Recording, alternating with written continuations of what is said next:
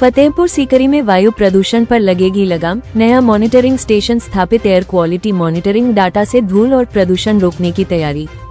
NPCL के P2 sub station के पास लगाया गया AQI मॉनिटरिंग केंद्र। UPPCB की आधिकारिक पुष्टि अभी बाकी। आगरा कार्यालय कर रहा देखरेख।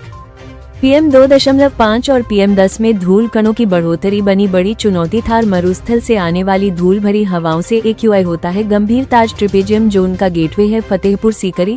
यही रोकने की रणनीति। नगर पालिका अध्यक्ष शबनम इस्लाम ने बताया डाटा आधारित कार्रवाई का प्लान। जलाशयों, तालाबों और पोखरों को भरना बताया प्रदूषण नियंत्रण का समाधान। 13 मोरी बांध की मरम्मत और पुनः संचालन की मांग। तेज स्प्रिंकलर और एंटी स्मोक गन के उपयोग पर भी जोर। सिविल सोसाइटी ऑफ आगरा ने सुधीजनों से मिलकर रखा जल संचय का रोड मैप। नमस्कार, मैं Anil Sharma, secretary civil society of Agra. ये जानकर बड़ी खुशी हुई कि सरकार फतेहपुर सीकरी का AQI मेजर कर रही है और हम चाहते हैं कि सरकार ये डेटा सार्वजनिक करे जिससे कि विश्वास, जनता में विश्वास हो।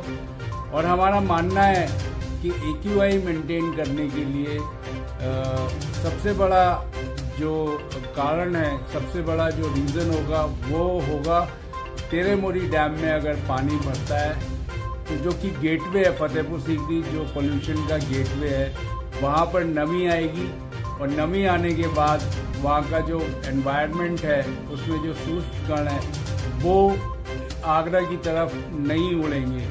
और अब ये मानते हैं कि 13 मोरी डैम में अगर पानी होगा तो इससे ग्राउंड वाटर भी बढ़ेगा और किसानों के लिए जब पानी की ज़रूरत होगी उस पानी को छोड़ा जाएगा।